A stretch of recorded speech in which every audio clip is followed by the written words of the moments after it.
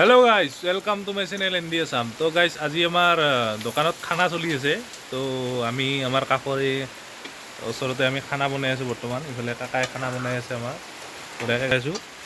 এয়া চাওক বঢ়িয়াকৈ গাহৰি বনাই আছে। মোটামুটি আপোনাৰ 1.5 কিলো গাহৰি ইয়াতে আছে। 1.5 কিলো গাহৰি আনিছোঁ।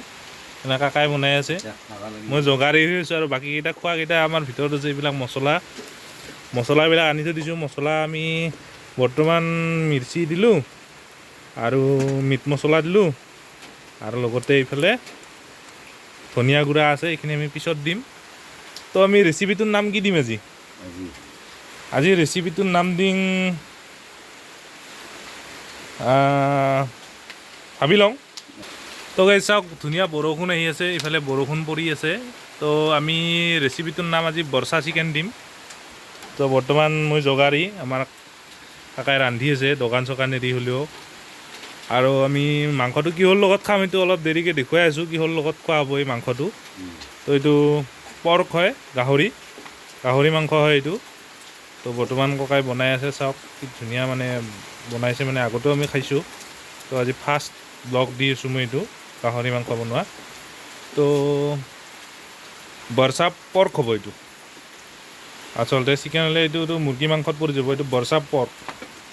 চাওক গাইছ মাংস বনোৱা হৈ আছে বৰ্তমান আমাৰ। গৰমৰ উপলব্ধিটো হোৱা নাই না, বৰষুণটো অহাৰ কাৰণে হোৱা নাই। তো গাইজ বনাই আমি ইয়াতে আছোঁ। এইটো আমাৰ ওচৰত এটা পাকঘৰ, মানে আমাৰ এই নৰ্মেল এনেই আৰু মানে কি ধৰক সৰুকৈ খানা চানা খালি তাৰমানে আমি এইটো ব্যৱহাৰ কৰোঁ। এই আমি বাহিৰত বঢ়িয়াকৈ বনাই আছোঁ খানাটো। তো এইবিলাক বঢ়িয়া বৰষুণ দি আছে, বৰষুণ চলি আছে বঢ়িয়া একদম। এইবিলাক ঘৰৰ কামো চলি আছে। চাওক গাইজ, তো আমি অলপ দেৰিকৈ আপোনালোকক দেখাই আছোঁ। ৰেচিপিটো বৰ্তমান বনাই আছে, দি দিছোঁ যাতে মাংসটো সিদ্ধ হয়। প্ৰথমতে আমি গৰম কৰি লৈছোঁ, গৰম কৰি লৈ কেনে বঢ়িয়াকৈ লৈছোঁ। ইয়াতে 2 পিচ আমি থৈ দিছোঁ, বঢ়িয়াকৈ খাব লাগিব অলপ দেৰিকৈ, টেষ্ট কৰি চাব লাগিব। এতিয়া আমি পানী ঢালি দিম যাতে মাংসটো বঢ়িয়াকৈ সিদ্ধ হয়। গৰম পানীত বঢ়িয়াকৈ বইল কৰি লৈছোঁ মাংসটো বঢ়িয়াকৈ, যাতে কোনো মানে বীজাণু নাথাকে। আৰু গাহৰি মাংস বনালে সদায় ভালকৈ বইল কৰি ল'ব লাগে। তো বইল কৰি ল'লে মানে মাংসটো সিদ্ধ হয়। আৰু আলু বেছি দিয়া নাই, আলু মোটামুটি আপোনাৰ ডাঙৰ আলু, ইমানমান ডাঙৰ আলু 2টা দি দিছোঁ, 6-8 পিচমান হৈছে, আলু বেছি দিয়া নাই। তো এতিয়া আমি পানী ঢালি আছোঁ, একদম মিনাৰেল ৱাটাৰ, টেনশ্যন নাই, দমকলৰ পানী নহয় আমাৰ। তো পানী লাগব নেকি? আৰু পানী লাগব না, তুমি পানী লৈ আহোঁ হা। তো এতিয়া আমি পানী আনিব যাম, মই বৰষুণত জিকি। তো কাকাই বনাই আছে, মই বৰষুণত দৌৰি আছোঁ বৰ্তমান। তো গাইছ আজি আমাৰ খোৱা কেণ্ডিডেট কেইটা দেখুৱাই আছোঁ, কোনে খাব। তো আমাৰ স্পেচিয়েল অতিথি এজনো আছে, তো তেখেতৰ পৰা এবাৰ খানাটো হৈছে আজি। তো গাইছ এই একজনে খাব আজি। তো আৰু আছে একজন ইফালে, এই একজন খানাৰ কাৰণে এক্সাইটেড না পূৰা একদম। তো পানীটো ভৰাই লওঁ আমি বৰ্তমান। তো চাওক গাইজ বৰষুণ একদম পূৰা, মই পানী বটল লৈ দৌৰি আছোঁ বৰ্তমান,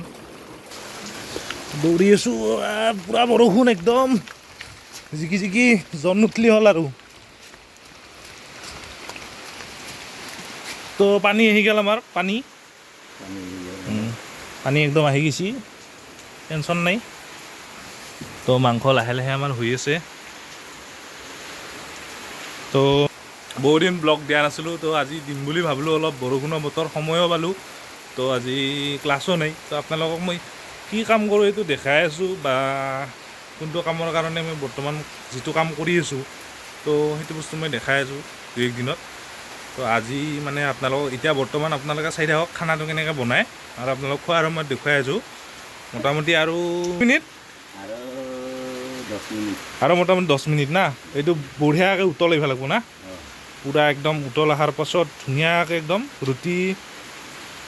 ৰুটি আমি কিহৰ লগত খাই আছোঁ সেইটো বিশেষ পইণ্ট। তো কিহৰ লগত খাই আছোঁ এইটো জনাই আছোঁ অলপ দেৰিকৈ।